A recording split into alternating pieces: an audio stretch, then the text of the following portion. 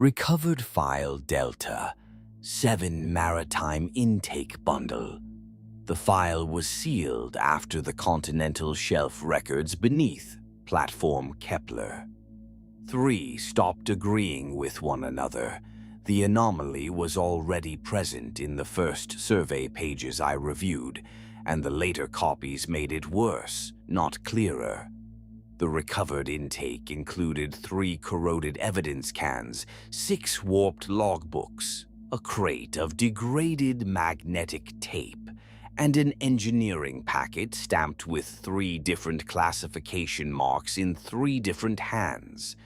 None of those marks matched the archive chain that delivered the material to Vault 13. One inventory slip called the contents routine bathymetric support. Another marked them restricted cross-reference material. A third had been torn in half and left a salt ring on the shelf liner. The platform name appears in more than one form: Kepler 3, K3, and once, in a maintenance memo, Kepler Grid 3. That would be trivial if the survey logs had remained stable. They did not. The same seabed location was recorded as a shallow depression, then as a void, then as a slope where no depression had been plotted on the prior page. The margin note repeated across the copies was the same: signal bloom, likely density artifact. The note did not survive the week. One tape yielded only 40 seconds of usable audio. It began in the middle of an ordinary exchange between survey operators and the platform office. Then a sonar technician said plainly that the return beneath the sea floor had no bottom. Not a deep bottom. No bottom. The line was followed by silence, and then a second voice asking for the redundancy map, as if a map could restore a missing place. That is the first credible statement in the file, because it was repeated in another form before anyone could shape a consistent explanation.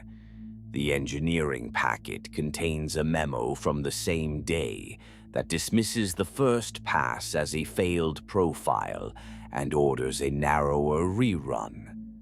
Beneath that instruction, in different pen, someone wrote, "There is still no closing return." The sentence was smudged, but not enough to erase it. The opening scans are where denial starts to weaken. One profile showed a clean seabed, then an abrupt drop, then nothing the analyst could label. The next profile of the same track did not match it. The ship had held station within tolerance. Sea state was ordinary, current was stable, yet the recorded depth beneath the anomaly increased by a margin that should have required a repositioning no one had made. A technician underlined the figure twice and wrote, "Check whether the line is descending into itself." That phrase returns later in altered form, which suggests it was not a private remark. It was an early attempt to describe a reading that had no safe description. Another memo from the same day records a brief exchange over intercom. "I am not preserving the full line." One operator asked whether the hole had moved. Another answered, "No." We did. The next request was to restart from the known contour. By then, the contour was no longer known. Delta 7 appears only once in the opening bundle, attached to a routing note later struck through by hand. The note instructed staff not to open the companion set unless the bathymetry could be confirmed.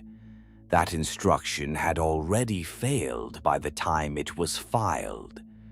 The bathymetry would not stay confirmed from one scan to the next. What makes the opening set difficult is not the presence of a void. Survey crews encounter bad data often enough. What makes it difficult is the way the void behaved as a contradiction. Present, absent, then present again in a different position under the same marked area. The readings did not drift. They disagreed.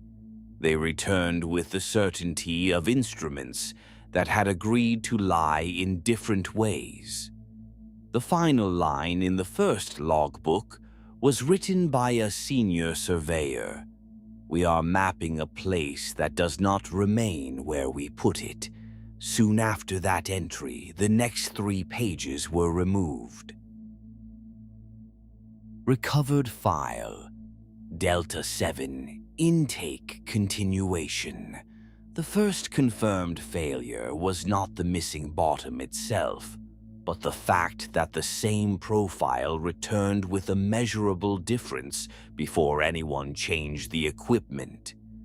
The file shows no panic at the start, only a widening effort to make the data behave. The survey vessel was still treating the anomaly as technical fault when the second pass came in.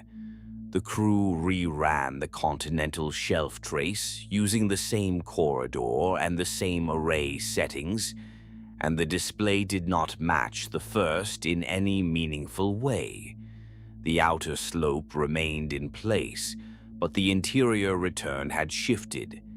Where the first profile showed a flat absence beneath the seabed, the second showed a narrow vertical interruption with clean edges. The analyst marked it processing error. 2 minutes later, the raw feed contradicted the copy. That contradiction mattered because the raw feed was not vague. It held a hard acoustic boundary where no boundary should have existed. One note describes it as a wall return, which is already an uncomfortable term in ocean survey work. The note then corrects itself to unknown interface and adds that the interface was below the mapped seafloor, not at it. I have seen many bad surveys. I have not often seen one where the correction was more alarming than the error.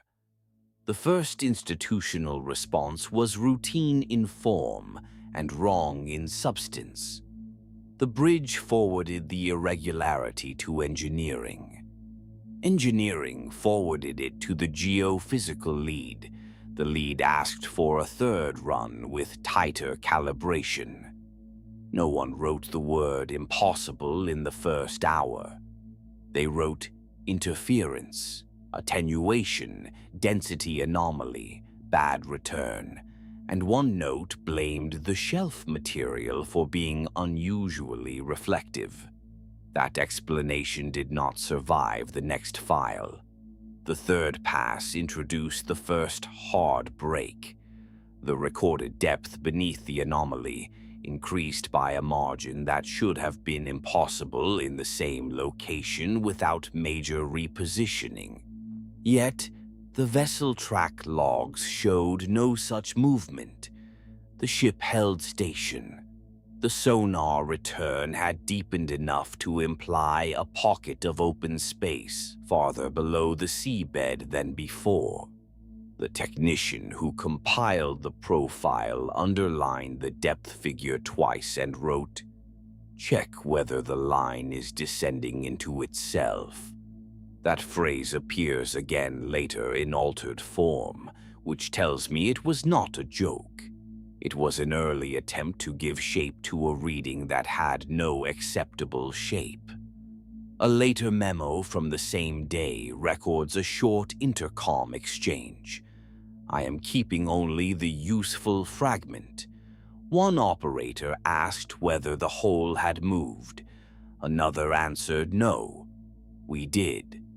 The exchange was followed by a request to restart from the known contour, which by then was no longer known. The file begins to narrow at this point. Once the crew accepted that the first result could not be dismissed, they compared the anomaly against surrounding terrain. That effort produced the next contradiction. The shelf around the target zone remained consistent in every adjacent scan, but the target zone itself refused to anchor. On one chart, it occupied a shallow basin. On another, it occupied a narrow shaft. On a third, it appeared as a dark enclosure under a slope that had not existed in the earlier copies. The comparison sheet called the region selective rather than degraded. A short notation in the margin deserves attention because of how little space it took. It read, "Noisy center, clean edge, repeatable absence." The last phrase was crossed out and replaced with "repeatable artifact." The replacement was more cautious, but the problem remained. The anomaly was becoming structured, not less. The crew was no longer chasing random noise. They were chasing an absence that kept leaving legible borders. At that stage, the platform office still behaved as if procedure could contain the matter. The logs show requests for fresh calibration, alternative software filters, and a check against satellite altimetry. They also show the first signs that the crew had stopped agreeing about what the numbers meant. One operator logged the target as a collapse feature. Another called it an under-seafloor cavity. A third described it in a phrase I do not like repeating, as a depth that had no geometry. The most troubling early artifact is a printout from the tracking console. It shows the survey line crossing the same coordinate 3 times in 1 hour. The ship did not circle. The coordinates did not drift. Yet each pass produced a different depth curve beneath the same point. The third curve was the worst because it implied a chamber with a near-perfect right angle under sediment that should not have held one. The page bears a coffee ring, a staple hole, and a pencil note that says, "This is not a basin." The crew still did not call it a void in the final sense of the word. They called it a missing section, a return loss, a discontinuity. Those are acceptable terms until they begin to carry weight. By the end of the first survey cycle, the omission had already started to affect adjacent calculations. Tension values along the line were off by enough to suggest the cable was passing over a different contour than the one plotted beneath it. The map and the instruments were no longer disagreeing in one place. They were each creating their own version of that place. The most damaging line in the opening group is not the one about no bottom. It is the follow-up from the survey chief, written after the third pass and preserved in a maintenance annex that should have contained nothing more than routine corrections. He wrote, "If this is terrain, it is not staying in terrain." The note ends there. On the copy I examined, the next sheet had been torn away so cleanly that only the binding thread remained. By the time the file leaves the first day, the anomaly has crossed a threshold. It is no longer a bad profile or a suspect echo. It is a measured absence that can be relocated without moving the vessel, and that becomes more specific each time the crew tries to verify it. The last document in this segment is a short routing memo to platform engineering.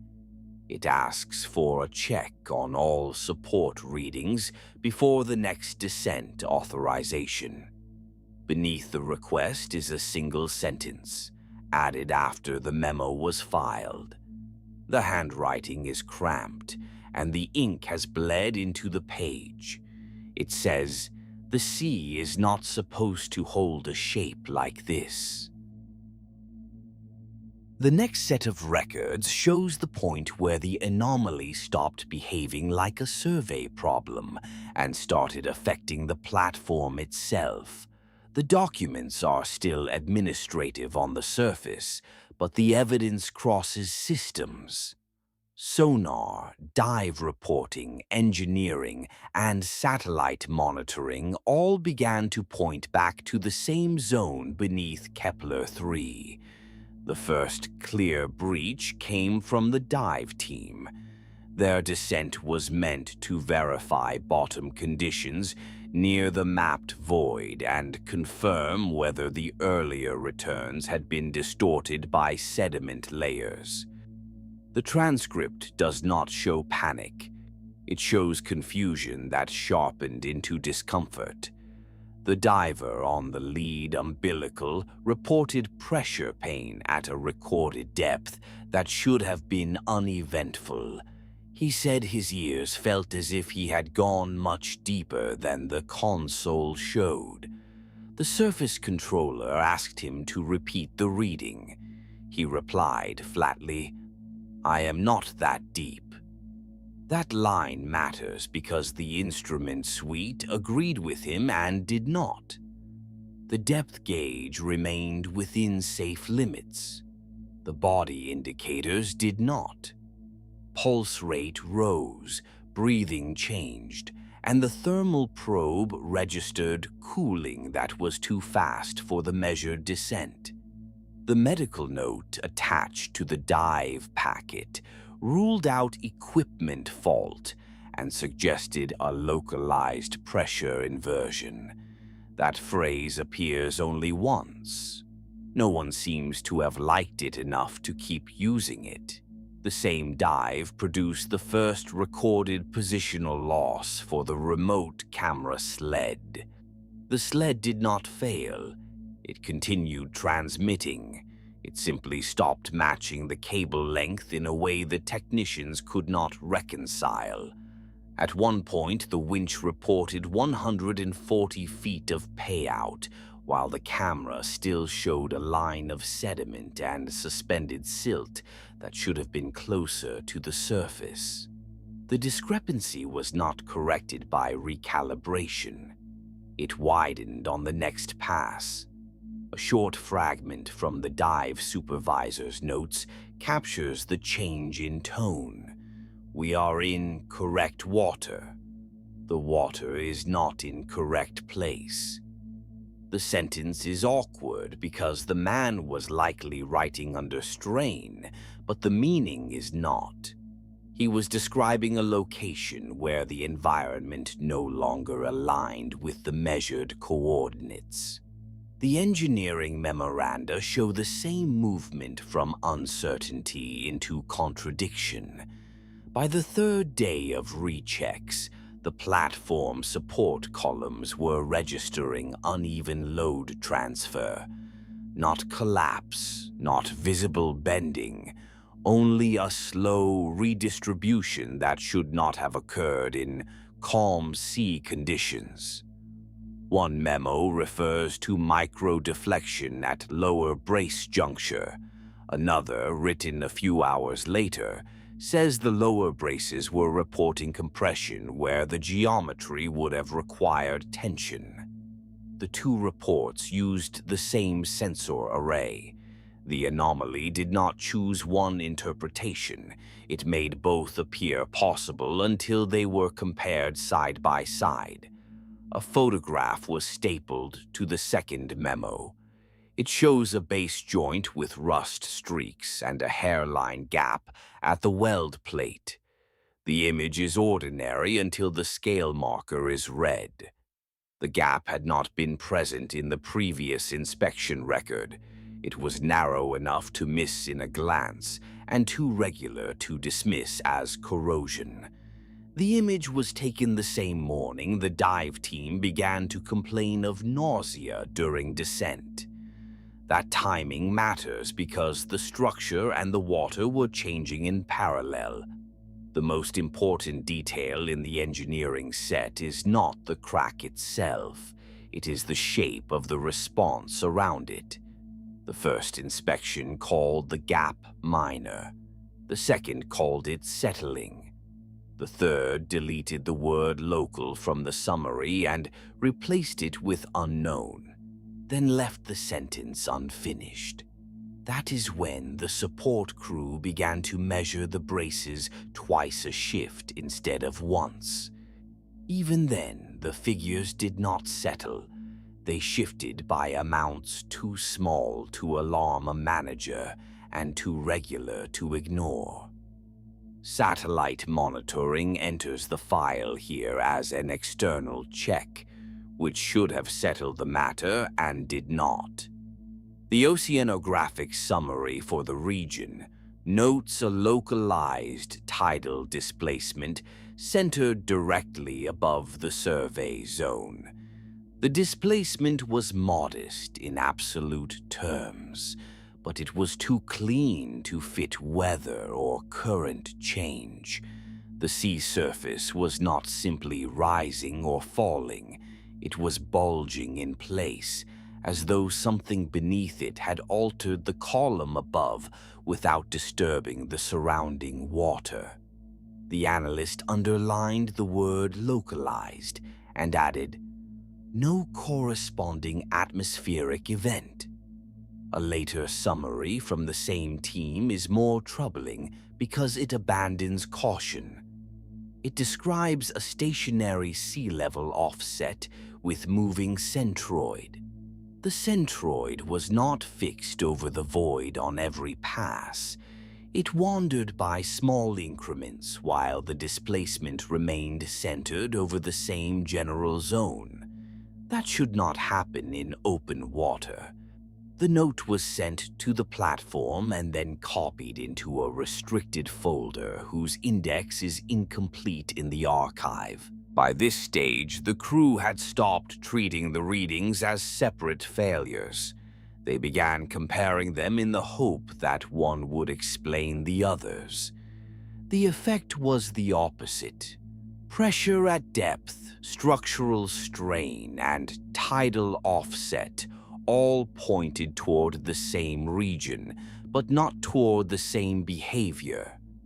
The dive reports suggested a depth that felt greater than it was. The support logs suggested load without visible cause. The satellite data suggested the sea itself had acquired a subtle mound above a place where the seabed was supposedly missing. The acoustic material is where the case becomes distinctly worse. The first recordings from beneath the platform contain a repeated return pattern that should have been impossible in open sediment. The echo did not follow the transmitted ping in the usual way. It arrived as a structured sequence, almost like a delayed reply, with intervals too even to be random reverberation. The analyst wrote that the pattern was not consistent with basin scatter. That phrase is careful but insufficient. What mattered is that the returns retained rhythm after the original pulse ended. One of the technicians appended a handwritten note to the printout. It says, "It is answering on its own schedule." I do not think he meant that literally. I think he meant the return had begun to behave as though it originated from a place with its own dimensions, rather than from the profile the crew had generated. The recorder picked up only 40 seconds of the sequence before the file clipped, but those seconds were enough to show that the echo was repeating in grouped intervals. Not a voice, not a signal, a pattern that treated the transmitted pulse as something it could use. The combination of those records forced a limited internal response. New descent authorizations were paused. The survey team attempted to run one more comparative line using a wider field setting and a revised pressure model. That produced the sharpest contradiction so far. The platform depth reference no longer matched the satellite sea surface calculation. The sea level above the zone had shifted just enough to alter the baseline, while the sea floor return below had shifted in the opposite direction. The entire column was becoming unstable in the records, without any corresponding storm, quake, or vessel disturbance. There is a margin note in the compiled packet that I have not seen in the clean copy of any other record. It reads, "If the top is moving and the bottom is not, then something else is changing the middle." The sentence was later scored through with a utility blade. The cut went deep enough to damage the next page. The final material in this group is a maintenance photograph taken from the lower brace corridor. It shows fresh deformation in the support ring, but the more disturbing element is the background. Through the open service hatch, the sea beyond the platform is visible as a flat, dark plane. A surface sensor annotation placed over the image gives the waterline a mild upward deviation. The photograph and the sensor note are from the same minute, and they cannot both be correct. The archive preserved them together. After that, the documents become less coherent. Dive logs begin arriving with duplicated timestamps. Acoustic charts are missing their scale legends. The engineering office issues a request for a full retest of structural plumbness, then withdraws it before the shift ends. The platform was still standing, but the records imply it had begun to lean against a change that none of the instruments could fully describe. The last page in this group contains a brief line from the dive supervisor, added after the team came back topside. It reads, "We reached the same depth twice, and it was not the same place." Recovered file. Delta 7 Restricted Maritime Survey Continuation. The final platform records do not show collapse in the ordinary sense. They show a sequence of measurements that stopped agreeing with each other, then began to exclude the possibility of ordinary seabed entirely. By this point, the void beneath platform Kepler 3 was no longer just a bad reading. It had become a moving reference point, and the surrounding records were bending around it. The first hard break comes from the dive logs. A commercial descent was approved after the survey team argued that the pressure complaints might be a calibration issue in the suit telemetry.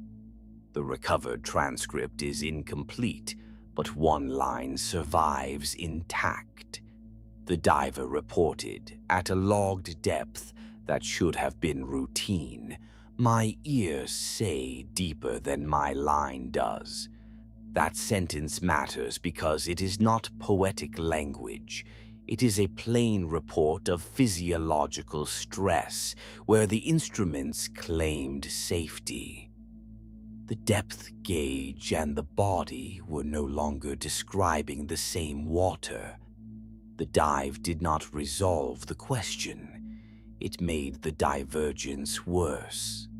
The positional feed from the remotely operated vehicle drifted in a clean arc away from the target, then snapped back without a corresponding turn in the cable trace.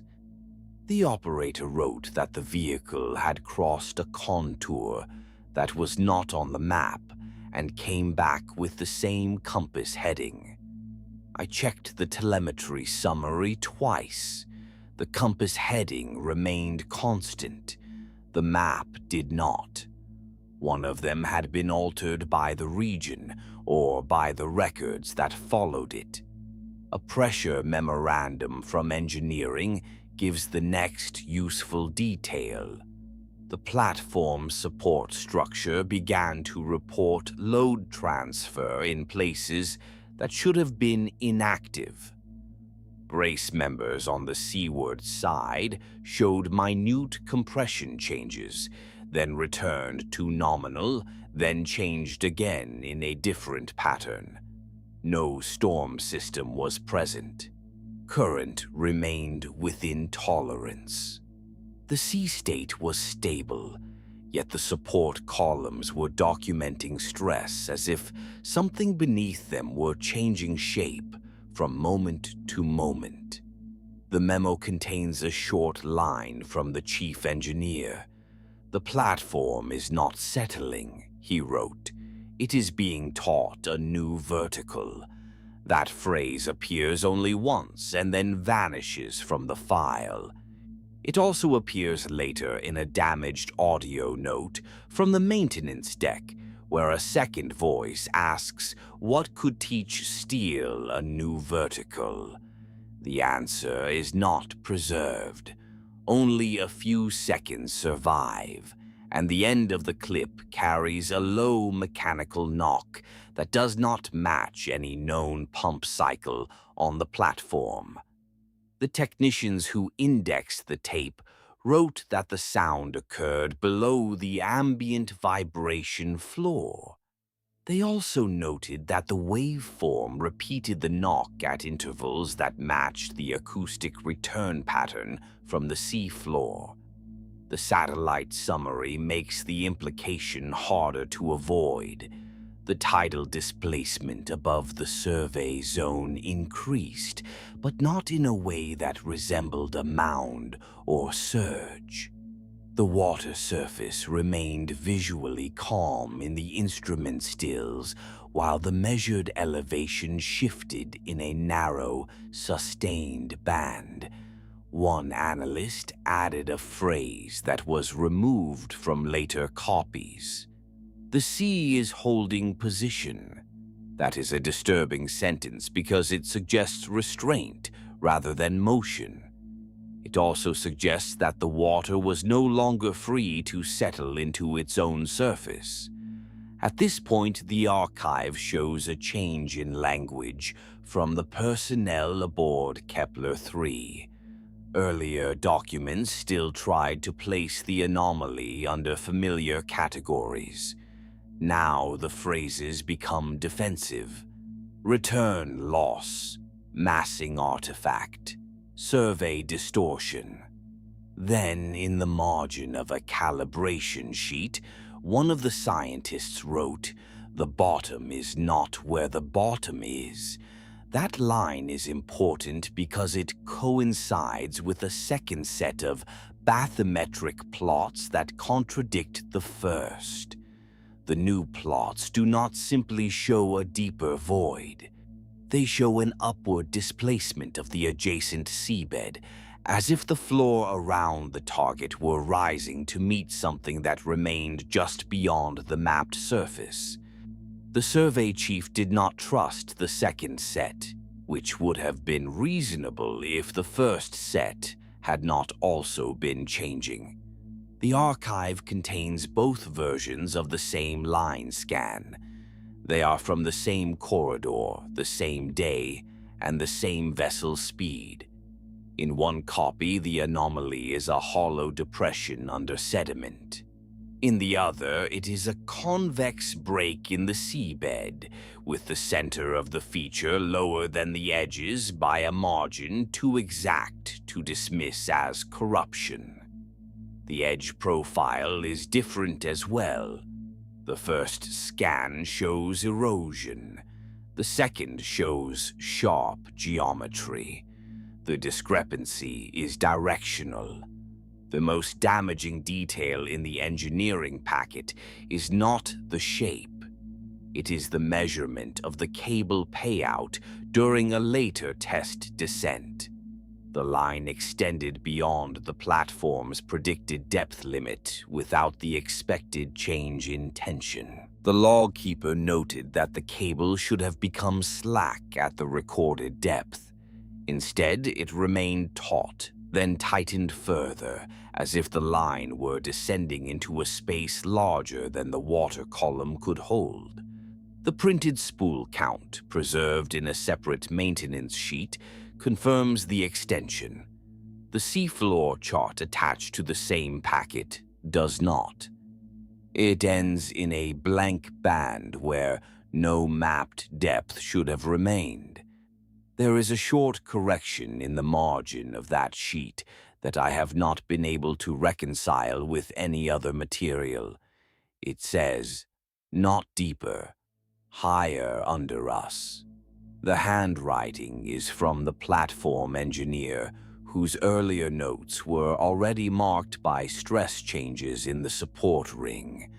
I do not think the correction was meant to be poetic. It reads like an attempt to describe a direction that no longer fit the vocabulary of depth. If the seabed was rising, then the measurements were not falling into a hole. They were approaching a structure from above. The sealed audio transmission is the point at which the file narrows to a single surviving thread. It was recovered from a locked comms unit after the platform was abandoned, and the header was partly damaged by salt intrusion. Only fragments are clear enough to trust. The opening portion contains alarm traffic from engineering and an attempt to reroute non-essential systems to standby. Then the background noise changes, not to static, to a low, patterned resonance that the analysis team could not tie to any platform machine. The resonance is followed by a brief exchange on open channel. One voice says the support columns are no longer reading plumb. Another says the sea level marker is wrong. Then, after a pause long enough to matter, someone says, "There is vertical displacement beneath us." That sentence is repeated once in the file, but not by the same voice. The second time it appears, the recording is degraded and the words are not clean. What survives sounds like a transcription of the original line spoken back at the platform through the comm system, with the timing slightly off. I have seen enough damaged material to know when a file is echoing its own contents. I have not seen it often in an operational transmission. It implies that the system was no longer carrying only speech. It was carrying the record of speech and something else that could return it altered. Immediately after that fragment, the transmission contains a sharp sequence of impacts, not explosions, not an external strike. The engineering team later identified the rhythm as a structural response, as though one side of the platform had shifted relative to the other by a small but abrupt amount. The next readable words are from a voice that sounds exhausted rather than panicked. "We are not above it anymore," the speaker says. "It moved under the leg." Then the channel drops into layered hiss. The accompanying engineering note explains why that line is difficult to ignore. A support column, documented an hour earlier as within tolerance, had developed a measurable deviation in its base alignment. The deviation pointed not outward, but inward, toward the survey zone. The platform was not simply settling on a disturbed foundation. Its footing was being reoriented. The note uses the term gradual uplift, then crosses it out and replaces it with something that should not appear in an engineering file at all. The floor is coming up. That final phase is recorded in overlapping summaries rather than a single clean report. The surveys were halted. The dive teams were recalled. The comms mast began to suffer intermittent loss. The archive contains one last satellite frame showing the water surface above the zone, with a narrow raised band, almost like a swelling line, centered over the target area. In the same packet, a later frame taken only minutes after the first shows no open platform at all. The image crop ends at spray and signal bloom, but the notes attached to it state that the platform silhouette was no longer where it had been. No collapse was recorded. No evacuation record is attached. The change is simply not followed. The final transmission fragment is shorter than the others, and worse for that reason. It was marked for restricted cross-vault review before it arrived at our archive, and parts of the header were physically cut away. The surviving audio begins in the middle of a sentence. The voice is almost certainly the survey chief. He says, "Do not send another line down. The surface is coming to meet the structure." There is a pause, then a second speaker, unidentified, says, "No. The structure is coming up through the surface." The clip ends there. No follow-up exists in the recovered chain. The platform itself did not leave a clean closure in the records. It left gap. The next day's maintenance inventory lists missing radios, a broken plotting arm, and 3 life vests that were wet but not saturated. A separate storage note says the comms room was found open, though the latch had not failed. Beyond that, the file becomes a stack of absences, a page count that does not match the bound volume. A tape box with no tape inside. A sonar reel cut before the final sweep. The deepest problem is not that the platform vanished from the sea. It is that the archive cannot prove exactly when it stopped being located where the maps said it was.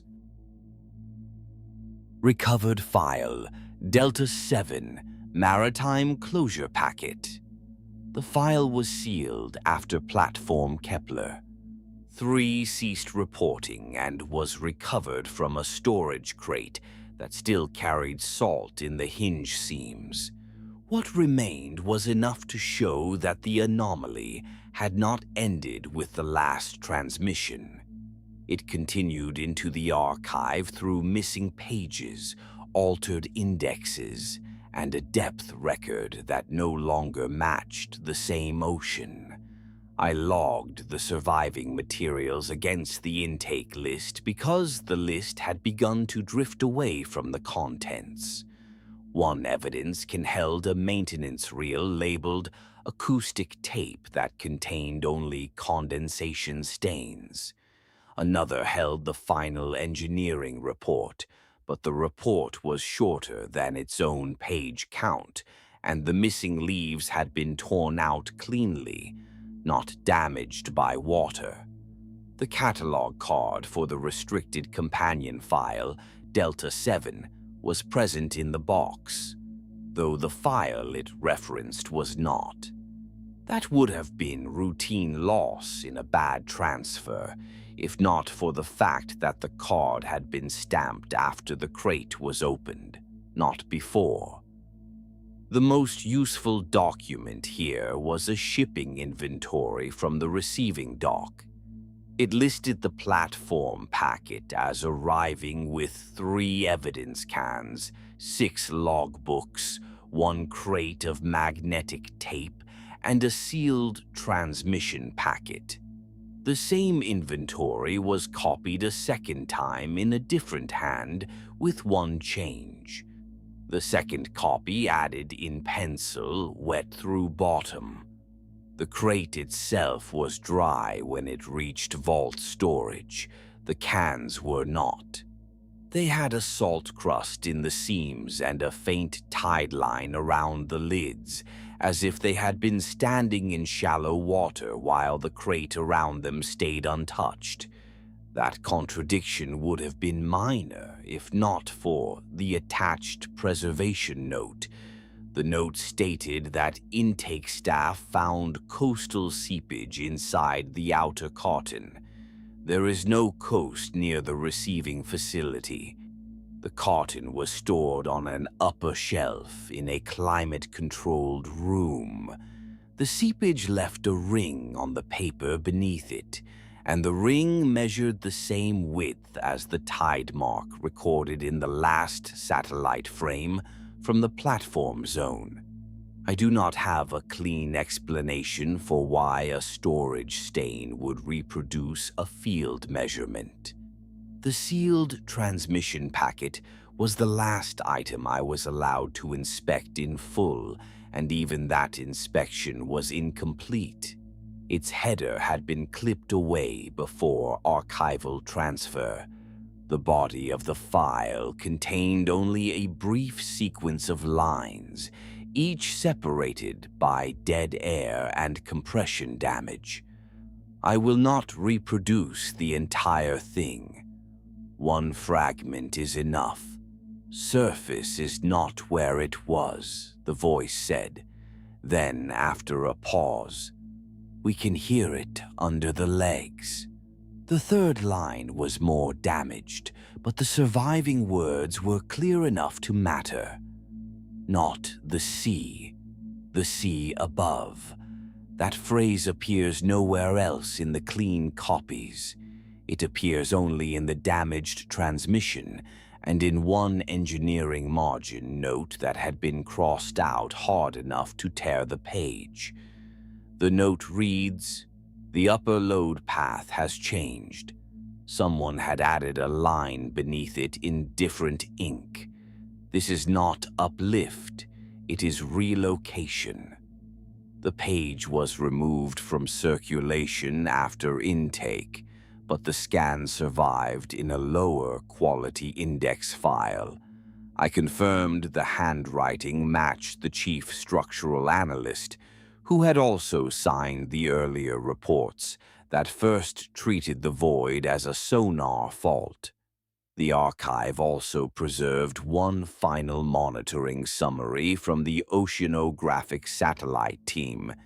It was filed after the platform went dark, which makes the numbers difficult to dismiss. The summary showed a residual displacement at the same location, but the anomaly was smaller and higher in the water column than before. The analyst wrote that the sea surface had relaxed by a few inches. That word is wrong for the data, and it is the kind of wrong that suggests exhaustion rather than error. A later addendum, stamped for internal suppression, says the next pass could not be calibrated because the reference plane no longer agreed with the satellite horizon. I checked the physical container after reading that.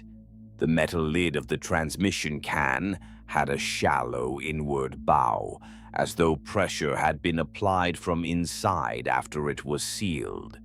The same can had no seam failure, no corrosion path, and no sign of external crush.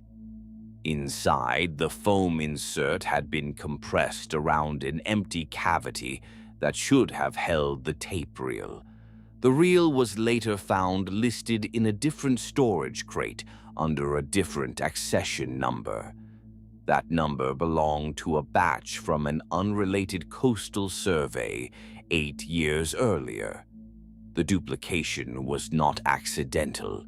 Someone had reassigned the tape to keep the chain of custody intact after the material had already ceased to behave as one object. I have seen enough raindexed material to know when a file is being protected from access. This was different. The file was being protected from adjacency. Several records were removed not because they were secret, but because they would not sit still beside the others. The vault instruction on the companion index makes that plain in its own narrow way.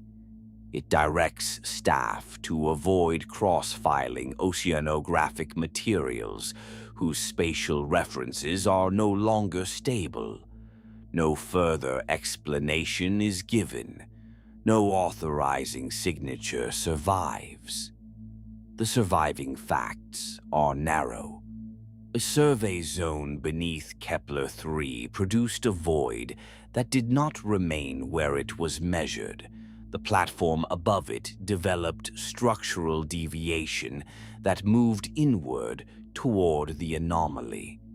The sea level over the zone acquired a localized displacement. The final transmission described vertical displacement beneath the structure and then failed. Afterward, the archive received watermarks from a dry carton and a depth reference that no longer agreed with the world around it. I am closing access to the packet because nothing in it can be made complete without adding what was removed. The removed material remains absent. The companion file remains unlinked. The oceanographic records that follow this case have been sealed under a separate review order, and I have not requested release. The last legible line in the packet was written on the back of the torn engineering page.